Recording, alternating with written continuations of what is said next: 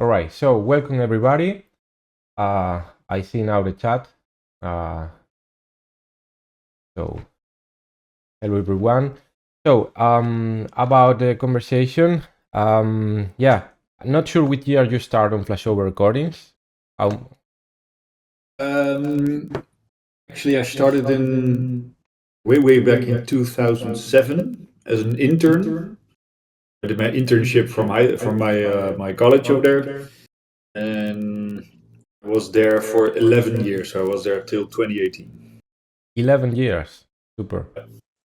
And yeah, you were not only the A&R of Flashover, but also managing the careers, the artistic career, and the music from other artists, like if I'm not wrong, Oliver Heldens, Kura, Airbase, Collision Trophy. In the last year, Stoneface and Terminal, myself. How was that experience, or which was? It was actually fun. If we look all the way back, like I said, I started as an intern, and then when I was done with college, I got hired. And first, it was like I was the artwork guy. Every label has one of those.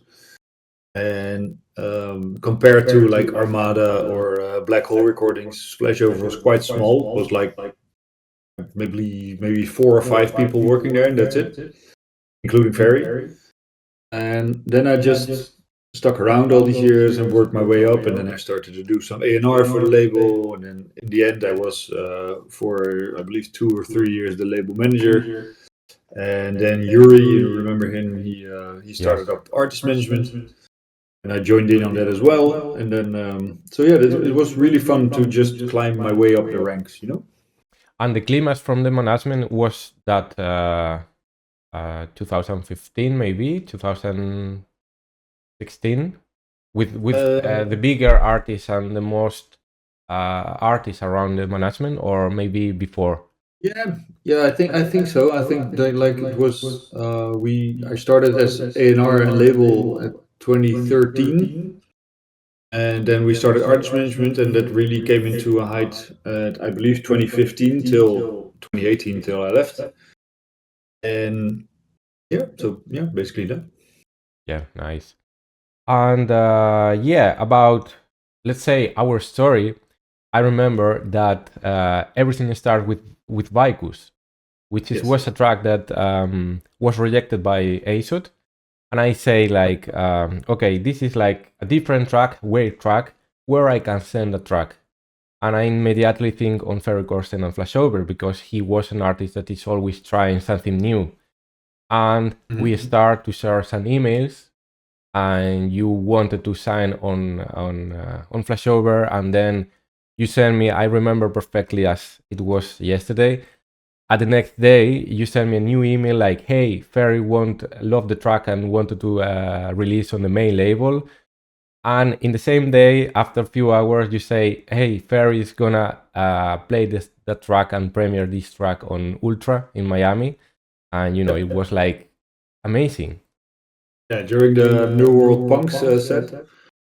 And we always had like A&R session every week, and you send it just in the right time, because when you send it the next day, there was we had the A&R session, and Yuri and I were the main A&Rs, and we were like listening to all the stuff, and we made a selection, and the stuff we really like, then we go into the A&R meeting with Yuri and Ferry, and just discuss like, okay, what do we want to do with this, you know?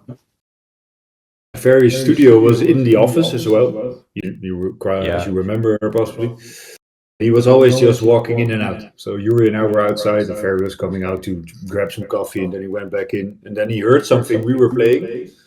There was Vicus, and he went in, and like 10 seconds later, he came back out like, guys, what's this? You know, he did that a lot with all the tunes.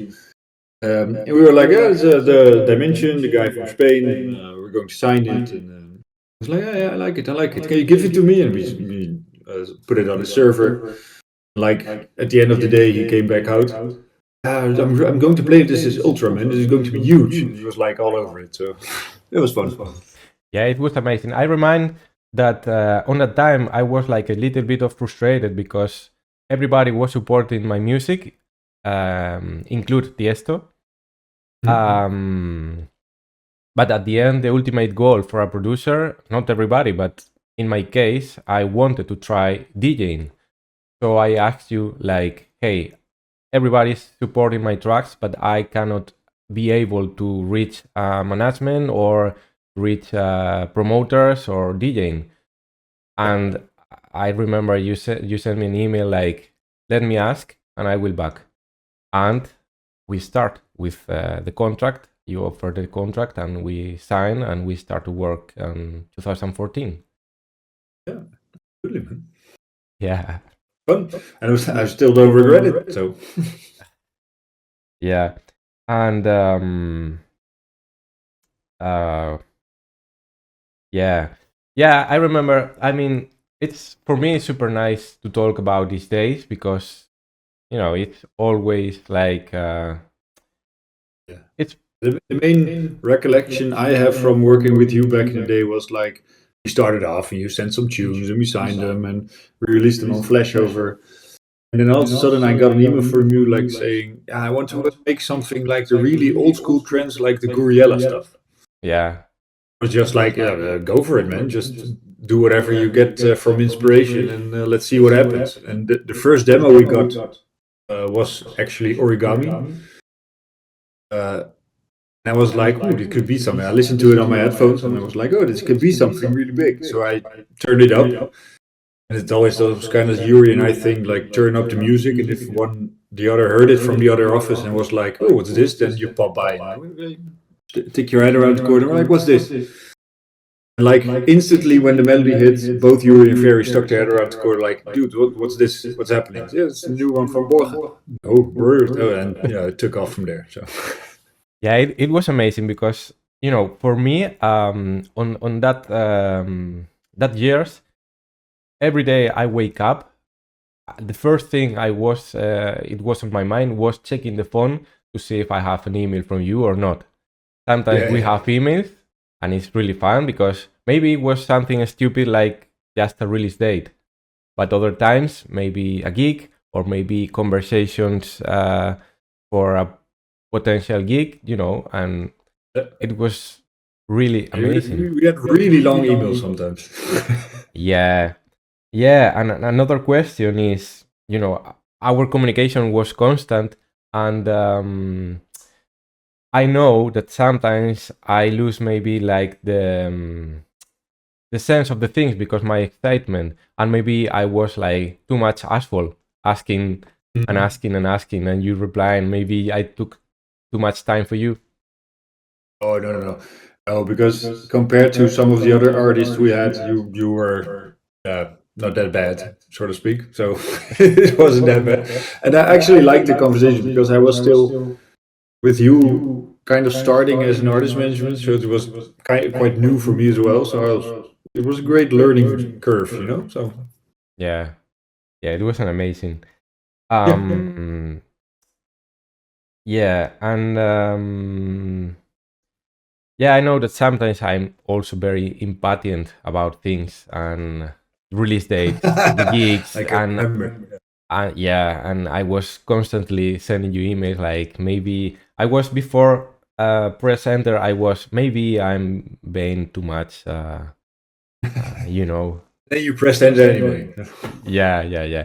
But you say something really good that you like to connect with the artist. I mean, it's like that you like Formula One as well. It's like the engineer and the driver. There are drivers that need constantly feedback from the engineer, and other drivers that needs to be alone in the cockpit. So it's cool to adapt to an artist that needs feedback to keep motivated and keep on the good vibes, and leave alone other artists that are focused on making music or And I remember too that we always talked about the long run, like don't focus on what's happening now, but yeah. where you want to be in like a year or 2 years or 3 years. Let's look at that way, and what do we have to do to in order to get there? So I always thought that was fun. It was really cool. And I still save a lot of Celwin lines that I have on a document. I still Really? save there, yeah. And I have few ones really, really good. And this is really very cool for the community because we talk about this, and the music is like very psychologic, and you never know if your track you are doing it's good enough, or it's gonna be a hit, or it's gonna be a shit. And I'm still feeling that nowadays. So yesterday reading these lines was really cool because first one is like, as more music you release, more chances to create a hit. If you don't make music, the chances are zero. It's like play lottery. Exactly. If you release like 2 or 3 tracks a year, the chances are this small of it becoming a hit. So Yeah, keep going. yeah. Another one is this should be safe on every producer. Make music you love because you love it, not because it can score you a hit. I always think that because if you don't like the stuff you're creating, then what's the point of creating it? You know. Yeah, I would absolutely. basically think am I having fun in the studio? Yes. Okay, then I'm going to keep going. Yeah, Don't think about people playing it on Ultra or on Tomorrowland or whatever. It's just a bonus. But yeah, make music for yourself. yeah. For a producer, I think it's really hard to separate that feeling because when you are making music, you really believe that you are having a good track, but then it's rejected or is not supported, and you get really frustrated because nobody's playing your track. And then suddenly another track everybody's playing. Like for example, right now with me, I still have the feelings after 20 years making music almost. And with Zarabanda, the latest release, it was the release day and nobody played already. And after that, and I did an early promotion, and after that, everybody started to play, and it was up on the charts, and it's like 25,000 plays already on Spotify. So you never know. Yeah, it's really different nowadays because when we started like 10 years ago, it was really normal to start promotion of your track like 3 or 4 weeks before the release. Just build the hype. And nowadays they won't actually want to play your tracks once it's out on Spotify because they want people who are in the crowd, and they always have the Shazam up, where on the phones, like, oh, what's he playing, and they want it to be released so people can find it. So it's really different nowadays. But that's Yeah, what it is. yeah. I remember that. And slowly on the time, you were saying to me that wait till promote on your socials, because if you post 1 month before the release date, people will forget. So be more constant with the promotion the week before, 2 weeks before, as much. And nowadays it's crazy because thousand of releases, radio version of 2 minutes, and stuff like that. Yeah. Especially now because the attention span of people is like extremely short. I'm actually happy that trends is sort of coming back like where it was, because there are more and more lengthy tracks. But in the past couple of years, we had like radio edits on Spotify from which were 2 minutes, and the extended was 3.5 minutes, and I was like, dude, I can't listen to this. Yeah. But so I'm happy it's going back to old ways a bit. Yeah. I like more as well. I still don't like the 9 minute tracks long, like in the 19s, but I like 6 minutes, and radio 3 minutes, Yeah, 3:30. 7 minutes for an extended is perfect. Yeah, Longer than that is it's a bit too much, unless it's like an album track or maybe something like that. But I remember way back in when I was a radio DJ myself, and Tales from the South from Estuera came out. yeah, It was like 2001 or two. The track was almost 12 minutes. yeah. I remember when I discovered trance, it was 2004 or something like that. Yeah, the extended versions were 8 minutes, 9 minutes. I mean, I don't remember the track. That, for example, tracks from like the Sensation Weight anthem from Frit Baker, a remix he did. It was like 10 minutes, something like that. Yeah, it was basically fun. if you had a set from like an hour, you could play maybe 8 tracks. Yeah. But I think DJs on that time were more busy on the DJ booth than nowadays, because vinyl is not that easy as CDJ. Oh, exactly. You needed some more time to match the tempos and to mix actually, and they made like a sport of it. I know Chesto did back in the day to make he really wanted to see if he could make transitions which nobody could notice but were like 3 minutes long or something, you know. Yeah. He did it, so Yeah. More notes that I have here. It's if you focus on a hit, means you focus on the zone of now, and if you want to make a hit, you need to focus in the zone of tomorrow. That's brilliant. I can remember that. That's brilliant. A follower is always a loser.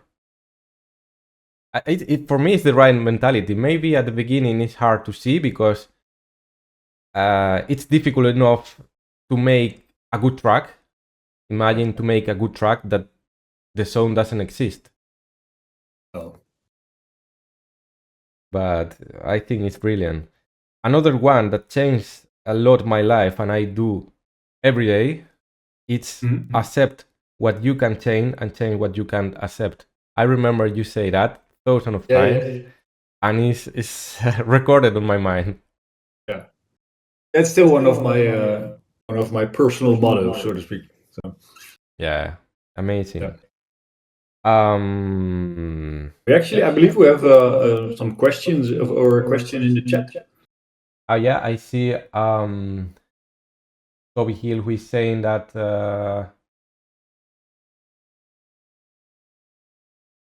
I know, Toby, I know what you mean. Like, it shouldn't be artificially stretched. Absolutely, I believe. But the thing is, if you have like a radio edit of 2 minutes, then it's really cramped for me personally. It's always a personal opinion. It's really cramped and it's short, and I believe you can tell a bit more story in like 3 or 4 minutes for a radio edit, and then with an extended, it automatically becomes like maybe 30 seconds or a minute before and after, so like 5 or 6 minutes. So that's in my opinion, you can tell a bit more when the tracks are a bit lengthier, but you shouldn't make it longer just for the sake of it being longer, of course. Yeah, you know, when I started to DJing, I realized that if the breakdowns and the track is really long, I get bored, because I want to be busy mixing songs, and if the track is 7 minutes, I a bit bored. So for me, I like 6 minutes. It's like the perfect timing, and I can also. Yeah, you also, at least I do it, you want to be too fast, because then I feel like I'm in like a bar or something, not like listening to a trance DJ, you know? Yeah, what I can understand, I mean, I understand why they are doing radio edits of 2 minutes or 2 minutes 30, because they warn you that it's not enough and play again and again and again. But yeah. And basically on Spotify, you get paid when somebody streams your song for 30 seconds. So why make 6 minutes if you can make 3 songs of 2 minutes and earn triple the amount of money? Yeah, it's crazy. That new trends, it's crazy. What else we have? We can go with some of your questions, guys. I have here by Sylvain, who was asking, what's the best strategy for sending music to an A&R? Should you send one track or a playlist of 5-7 tracks to present your potential? Yeah. What I always thought at Flashover, basically at Flashover we got like 300 to 400 demos per week, and a lot of guys playing. So it was a lot. 300 to 400. Yeah, per week. Especially Crazy. every Monday morning, because other producers are producing on the weekend, of course. Every Monday morning, I would open the demo box and it was like exploded. So it's a lot to work through. And if you send 5 tracks, and in most A&R start listening and they don't like the first one, they immediately skip, don't listen to the other tracks in the email and just say no, thank you, not for us, and then go to the next email. So I always believe it's best to just send one really strong track first and see if any label bites. If they're like, this is cool stuff for us, we want to release this. And then once you have it signed and you have maybe a bit more relationship with the A&R manager, you can send them some more stuff. Like, hey, maybe we can talk about a follow-up and maybe this is something for you. But if you swamp them with too many demos, then chances are they're listening to it are a bit smaller, I think. Yeah, but for example, build a relation with an A&R is not easy. I don't know in the past, but nowadays it's harder because it's really hard to get reply. Imagine to build a regular conversation. I mean, it's not gonna be a stupid conversation, of course, but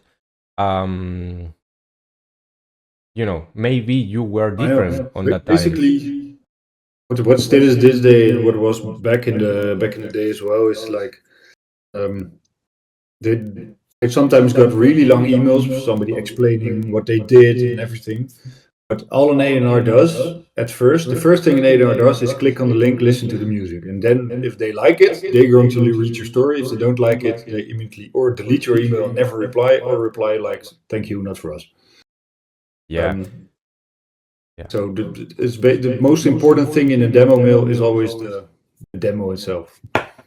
And for a more established artist, do you prefer a playlist of 3 songs? Maybe imagine that an artist want to build a long relation with you, like scheduling 3-4 releases with Flashover back in the days on a year. Maybe he thinks, I'm gonna send these 5 tracks because if they want to sign some of them, we can already plan it.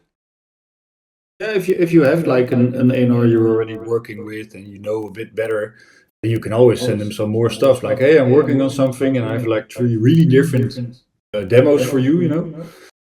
Then you can always send it, but still, and you probably know this as well, they will still listen to the first demo of the 3, for example. And if they don't like the first, then they are very unlikely to listen to the other 2. Yeah. And on a big playlist, if the first one is not of your taste, but sounds good, you skip the next ones or still give a chance? I never. I always listen to like demo quality first. Like, okay, how is it? Is the production any good?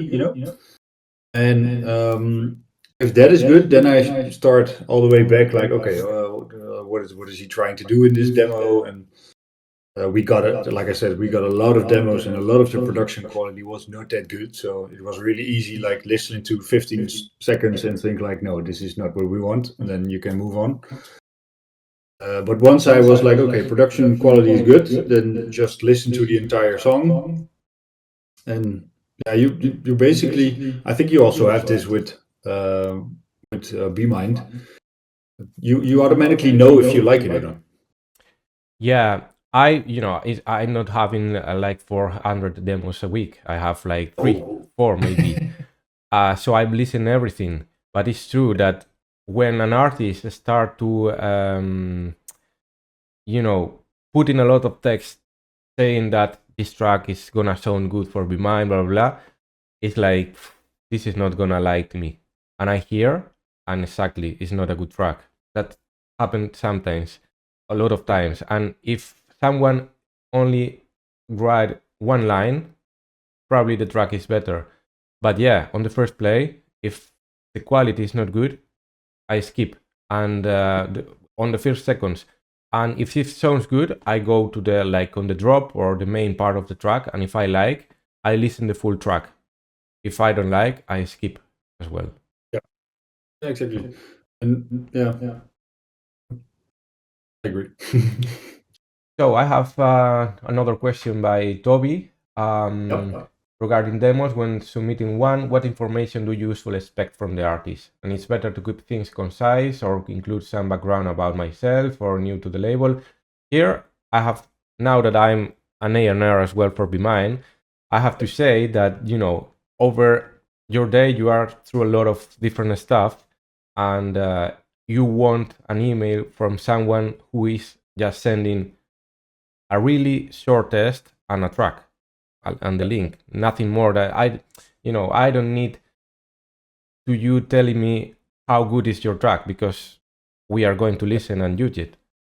Let the music do the talking. Yeah. So And basically, I always said like at Flashover, like, okay, you can send just drop me a short line about who you are and where you're from. Let me know what type of track it is. Like, is it a progressive track or is it an uplifting track or something like that.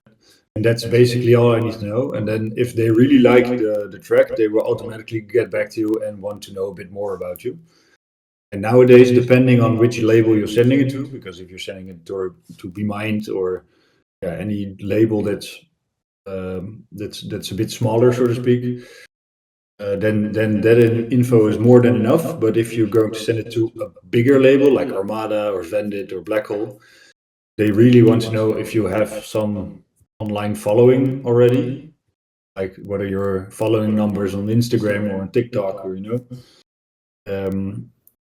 because if they have like, I know this from someone at Black Hole, like they always said like, okay, maybe I get a track that I'm not 100% convinced of, but it's really produced well, and the guy or the girl sending it has like 100,000 followers, and he is a bit more likely to maybe sign it. Yeah.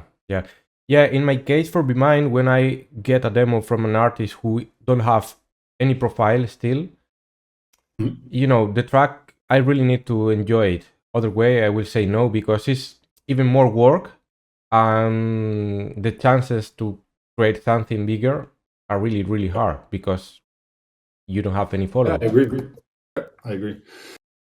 I always that was my policy always at Flashover. Like we were with 3 A&Rs deciding, like Ferry, Yuri, and me, deciding on if we sign it. 2 of them have to like it. If one of them likes it, we don't sign it.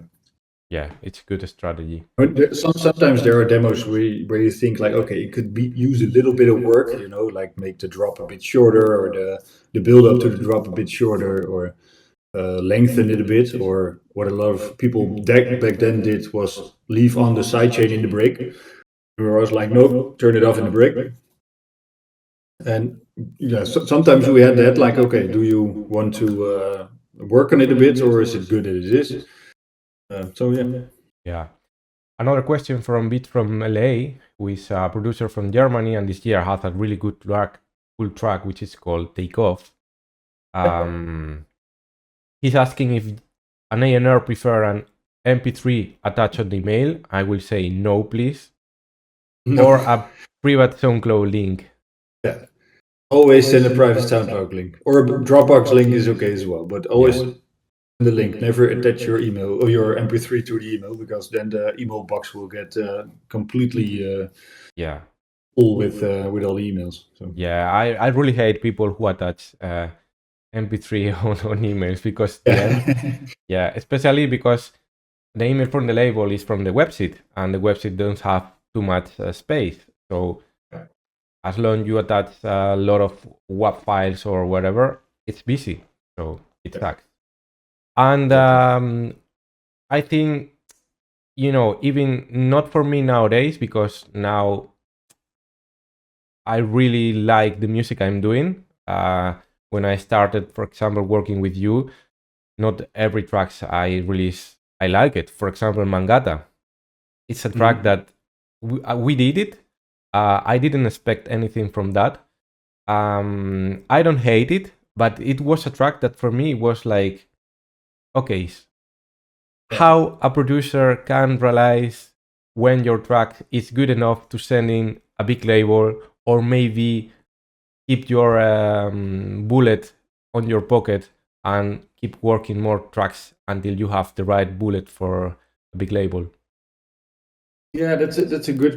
Mangata was, I think, a bit different because we had origami before that, and origami really took off, and then Mangata kind of lifted on the hype from origami, and it was kind of a similar sound, of course. That's a bit different, maybe, but if you look at when am I happy enough to send my track to a big label, I think it's really personal actually, because I had, and it's also sometimes a bit weird. Like I had a really, I did a release on my own back in 2008, sent it to Black Hole, Armada, Vendit, and Flashover. They all declined. And then I released it on my own and it became like small hit. And I was like, yeah, it's okay, but I'm not sure if it's something like that. So, yeah, I think it's personal. Like, when are you happy enough? I think if you think like, you don't have to get stuck on details. If you're focusing too much on the details, then it might get overproduced, so to speak. Yeah. If you're still happy on the melody and on the bass line and the basic overall feel of the track, and you feel like the production quality is okay, then just fire it off, see what happens. Yeah, it's lottery ticket. It's always a lottery. And it also depends on the especially with the big labels. It depends on the A&R listening to your track on the moment they open the email box. Yeah. So sometimes I listened at Flashover. I listened to a track first, and I was like, "Okay, this is cool, and let's put it in the A&R session." And sometimes Yuri listened to a track, and he was like, "Nah, this is not for us." But maybe I would have been, "Yeah, this could be for us." So it always depends. But Yeah. Yeah, and at the end, get rejected by an A&R doesn't mean your track is bad. But oh, really? but I think the artists need to be need to understand if the track is good enough or not. I mean, because some people send horrible demos, they really believe it's a good track. So yeah, but that's what I mean. That's maybe the personal part. yeah, Like, and it's also part of your rite of passage, so to speak. I think everybody here, myself included, have sent tracks to labels. Looking back, you think like, "Oh my God, why did I send this to anybody?" But yeah, at some point you have to send your first demo. yeah, that's true. What else we have here? We have another question. Yeah, as manager, what would you recommend for someone that just starting out with good music, not big hits, of course, but good music or regular supported?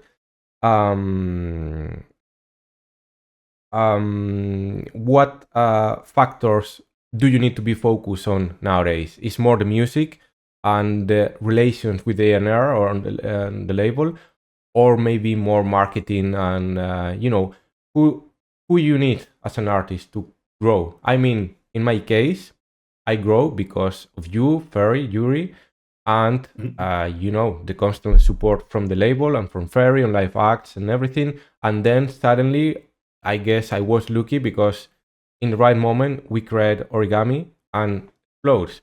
But maybe without that, we still was like trying and trying and trying. And that's I think that's the what do you call it? Sometimes you just have to yeah, be a bit lucky, and maybe, but that origami was when we already had like a connection, and you were in our management, and we were working together, and just yeah, so trying some things, and then all of a sudden you came with, I want to do something like this. Okay, let's do it.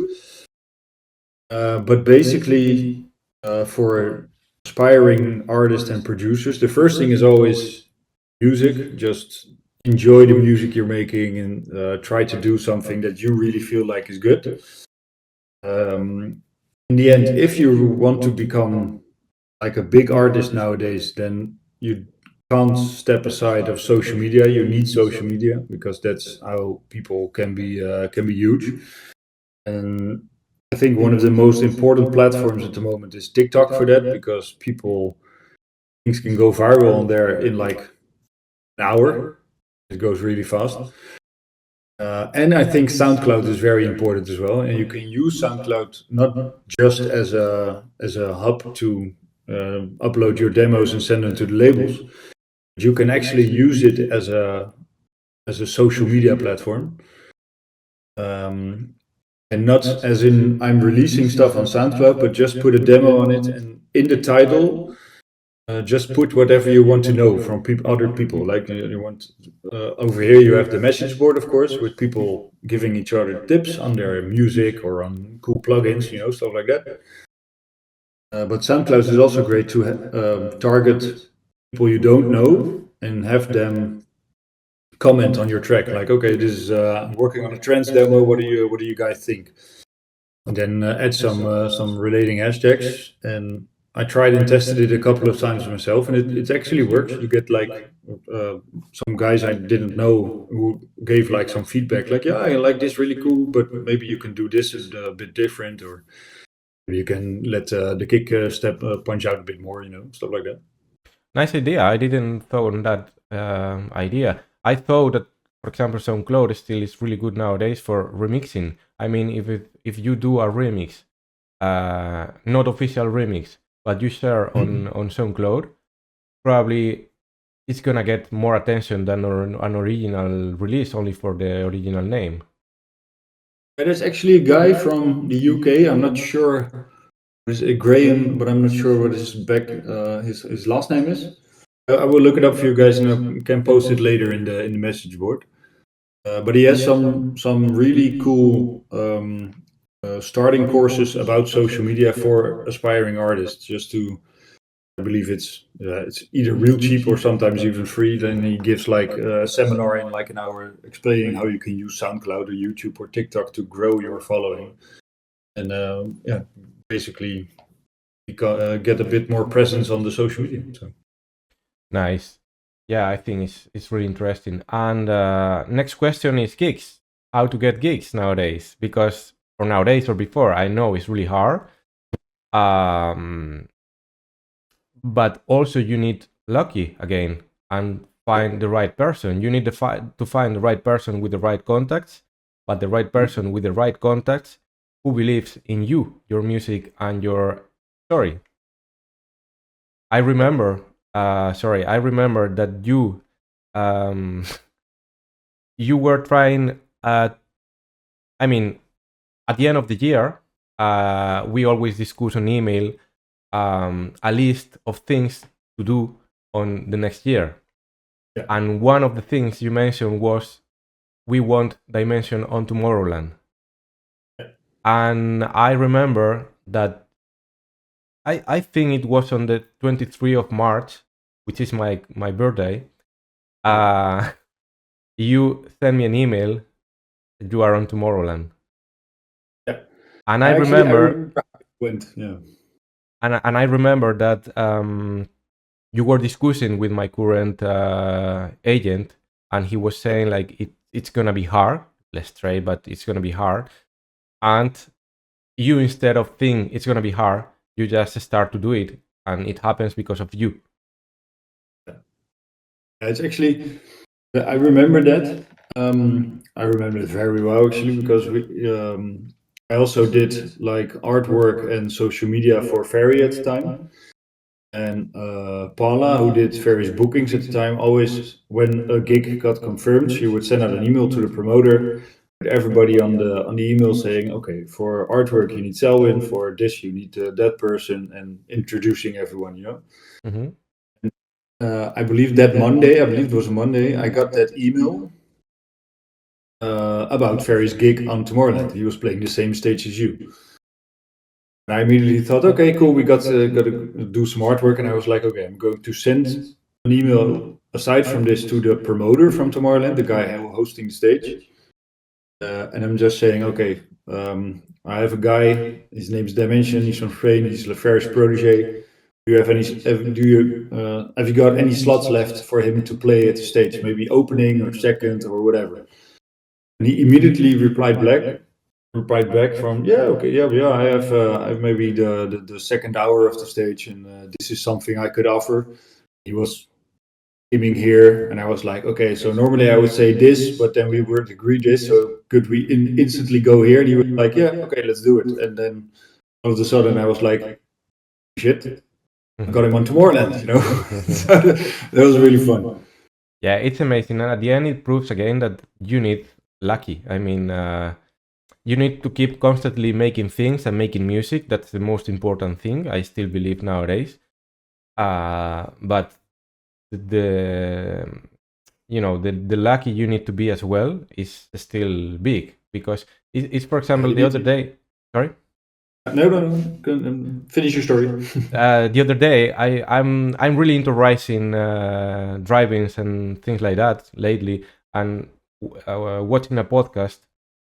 Alex Palou, who is an Spanish IndyCar driver, before go to IndyCar, he was winning. I don't know which category. I think it was in Japan, and he found one of the big names in America, one of the best cars of the IndyCar competition, and the owner is a big guy with a serious face, and you don't want to go there and talk with him.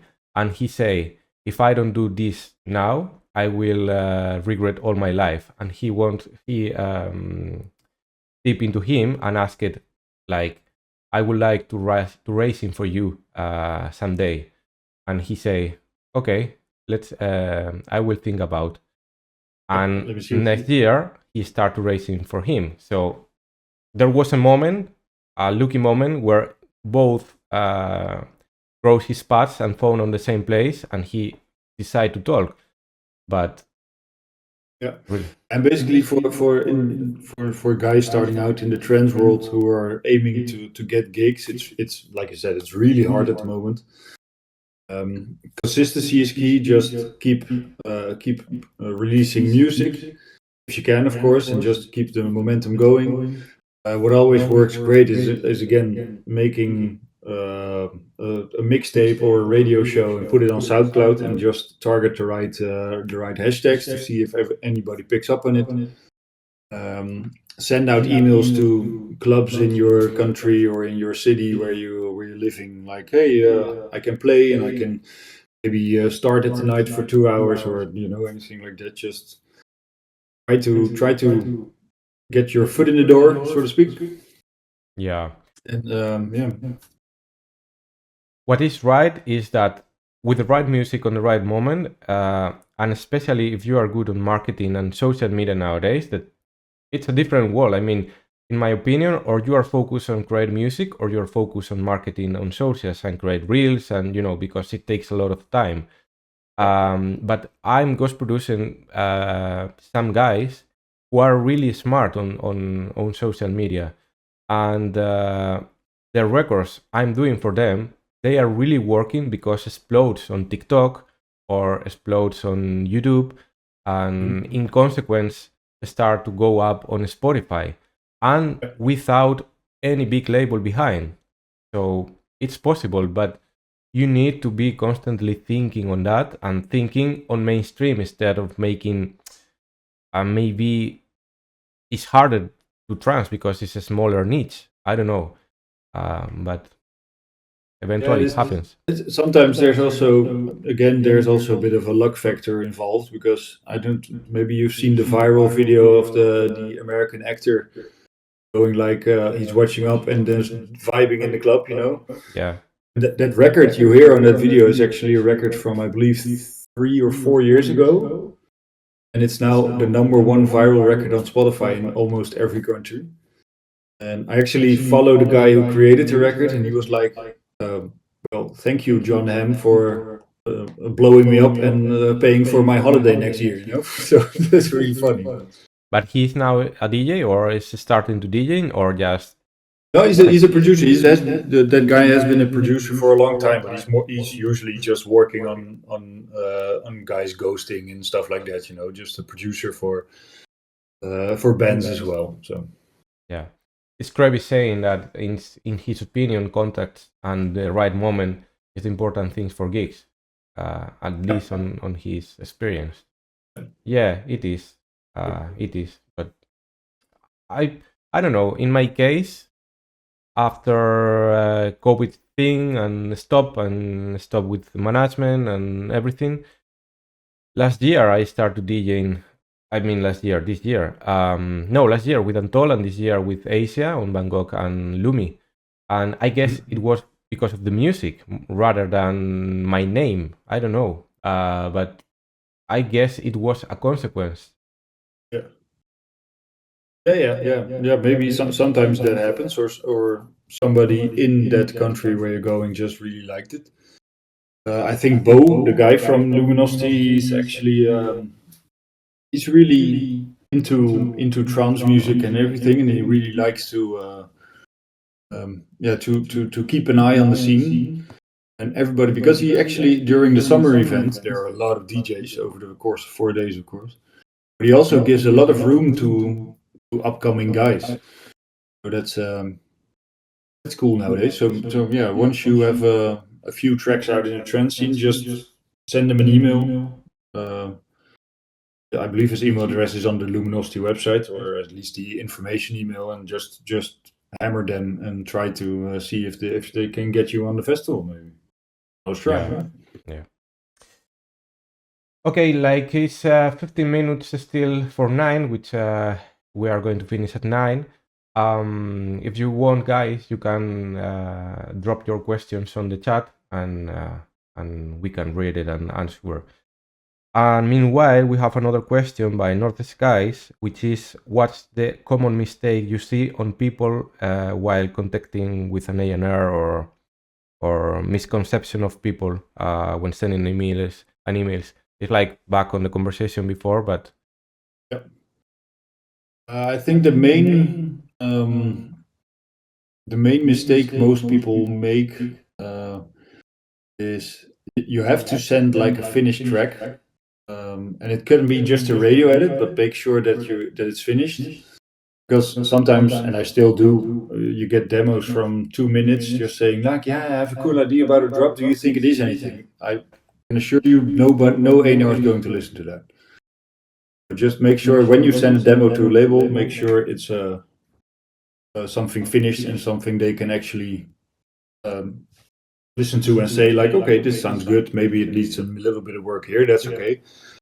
But don't send them any IDs unless you are signed with a management and he's your artist manager. Then it's something else. But sending demos, finished tracks only.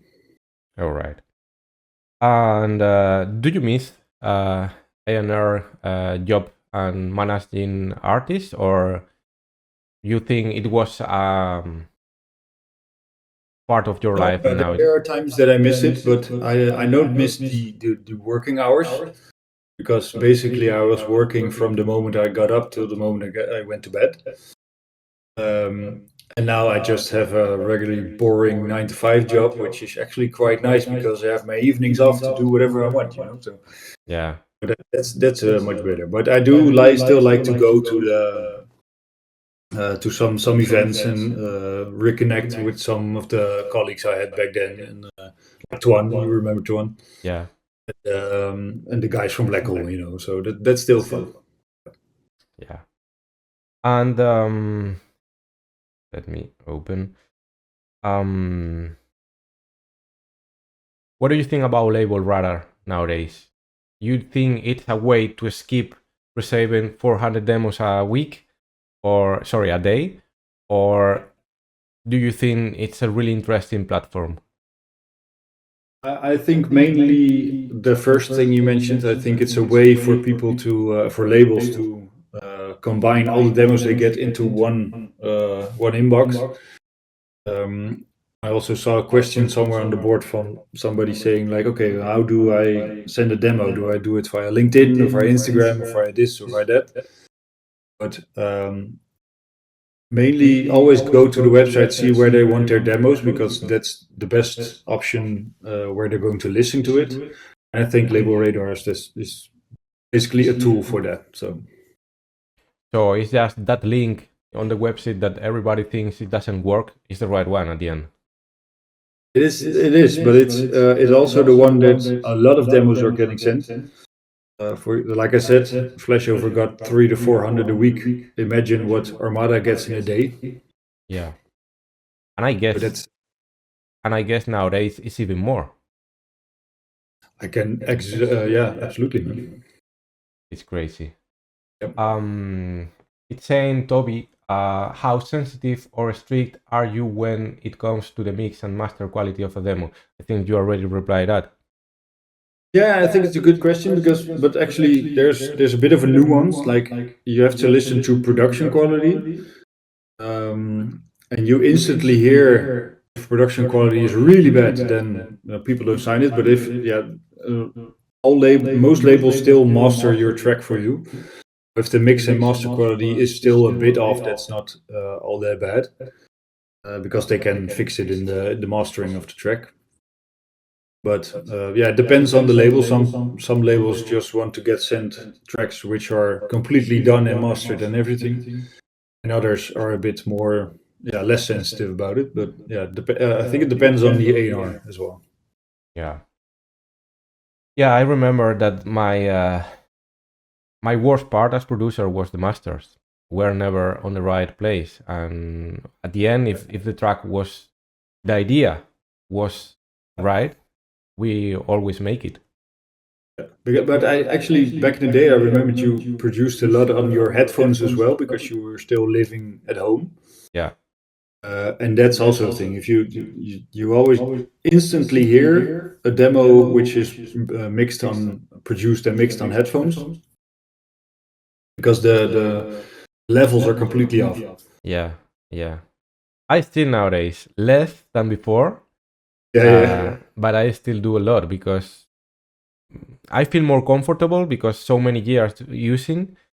And I don't know, and sometimes I really like to make music at night, so it's Of course, you can always still do it, but once you feel your track is done and you start to mix and master, then no headphones. Yeah.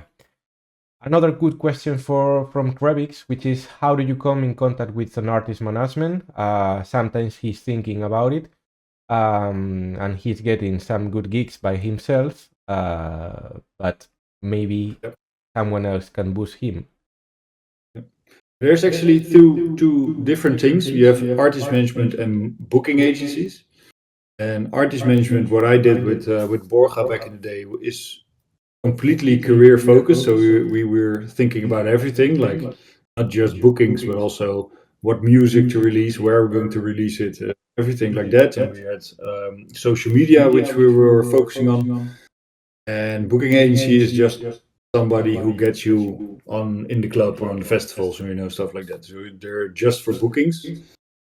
So depending on what you want, mostly they come to you, and they will come to you once you have maybe a hit, or you stand out on social media, or they see you somewhere playing in a club, and they think like, oh, this guy has got some skills, maybe it could be something for us.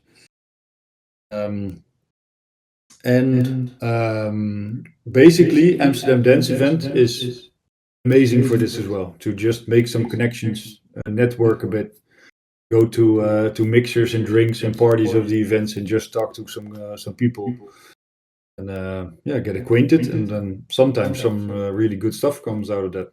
I met Oliver Heldens via Amsterdam Dance Event, so yeah. About gigs, I still truly believe that if nowadays we keep working, my situation in terms of gigs would be much different, because you were a guy who was making things for the artist, and at some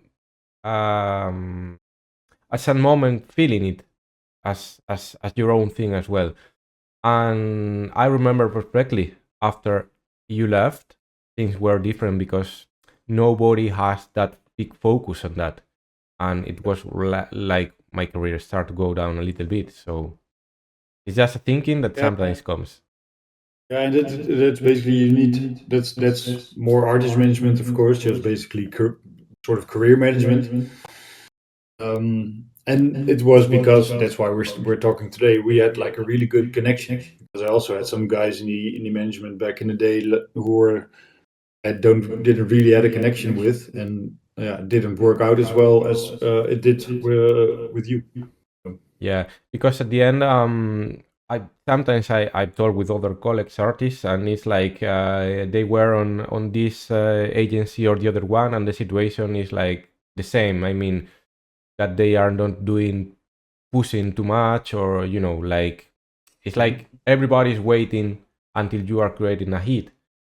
But I think without thousands of euros to invest or a big hit, if your discography is good enough, I think you can do things. I mean, there is a step between Armin or Harwell or Tiesto, and in between there are so much space for other DJ. However, it's like our ace, it's always the same on the top, and it's like in the middle, almost doesn't exist for people. Yeah, absolutely. So, few more questions. Yeah, if you don't have, guys, any questions, I will go with some personal for you as label owner and producer. So Yeah. in the meantime, if you guys have last questions, drop there on the chat. Yeah, tell us about EDCT. What kind of music you are looking for the label, and how is going nowadays? It's going well actually, and basically everything we're looking for EDCT is a label I do with two friends of mine, Eric and Sven. You know them as well. Quite funny guys actually. Kid guy, yeah. And I started Amazing group EDCT. of guys, yeah. Yeah, Amazing yeah, crew. yeah. Yeah, I started EDCT on my own, and they joined in later because I was like, yeah, maybe I should quit the label because I don't have enough time. They were like, no, no, no, you don't have to quit. We can help you out. Maybe I can do the artwork and I can do A&R for you and stuff like that. So it's kind of our friendship thing now. We're looking for anything melodic. It can be either melodic techno, melodic house, trance, progressive, anything. And as long as there's melodies in there, it's good for us. And we're currently releasing twice a month with either back catalog because we had a lot of stuff from back in the days we still haven't released, and just new music. So there's plenty to come. Yeah. Amazing. And how about Felix? What's your plan about the next steps? The main focus is just having fun. Like I said, really in the beginning, the keyword in music is playing. So I just want to play around and do some stuff I like. There's a new one coming on EDCT in January. We're actually going to release the next one with you in February on Remind. Yeah, amazing track, by the way. Thank you. And yeah, we have some more stuff coming up later, but that's all still demo and in the works. So there's more music coming next year. For me, what I really like, I mean, maybe I switch in my type of mind, and I'm reading the question of Toby about how are our feelings nowadays. I guess he's asking because maybe we miss our golden times on the industry, maybe. Yeah, in my case, for example, I really miss DJing, traveling, and received an email that say we have a gig for you in Chicago, and know that you are visiting the other point of the world. It's amazing. Yeah. But I thinking like I'm pushing my limits, releasing music, singing more releases than ever on Armada, for example. That for every agent is like you need to be there because the audience is bigger, and but I still here. I mean, just 2 gigs last year, so maybe I'm thinking more on focus on music, because at the end looks like start like a game, and I still love make music, but it's a really cool passive income if you think about. And if tomorrow I lost the energy or the yeah, the illusion for keep working to make gigs happens again. Maybe I decide to keep a regular work for stability, and I'm gonna have a really cool extra Christmas check with royalties. So Yeah. I will keep making music as long as you love and enjoy. Yeah, absolutely. I feel the same. I like I said earlier on, I don't really miss the working hours. I do miss the camaraderie in the music scene sometimes.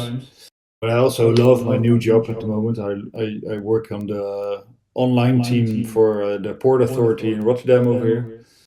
And I get to do a lot of cool stuff in our port, which is the biggest in Europe. So there's a lot to see and experience, and that's really fun. So I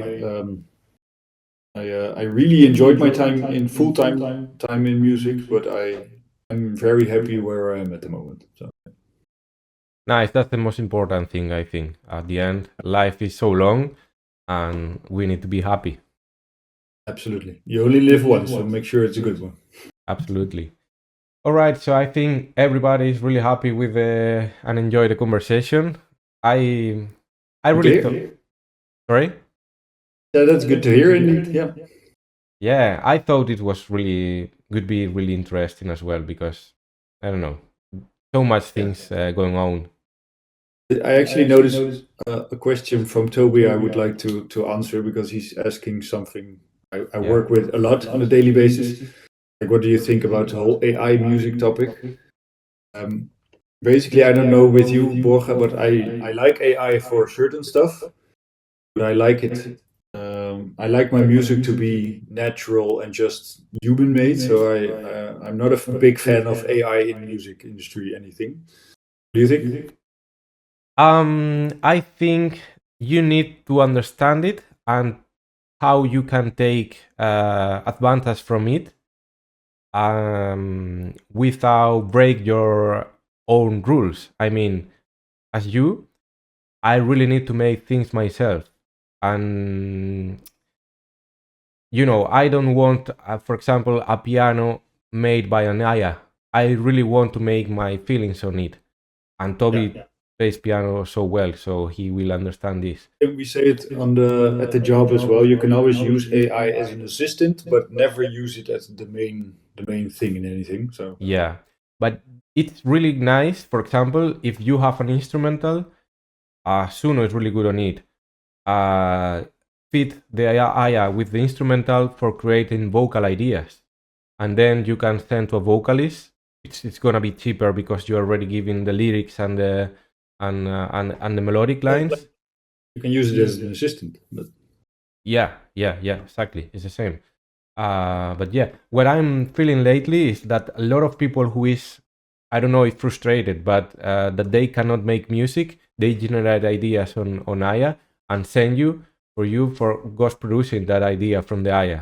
And they feel like really happy because they really feel it's an idea created by them. It's like, but it's happening. It's happening, yeah. right. All right. So yeah, thank you very much. Where it was the last time we see each other? It was Lumi. Yeah. So already 5 months ago. It was July, right? Or June? Yeah, I believe. Yeah, it was July. Yeah. Okay. So nice to see you again. Absolutely. Thank you for your time. And yeah, here you have new fans of you. Yeah. I'll join the boards a bit more as well. If I see anything like, oh, this is something I know about, then I'll join. All right. Thank you very much, mate. See you soon. You too. Yes. Ciao. Ciao, ciao.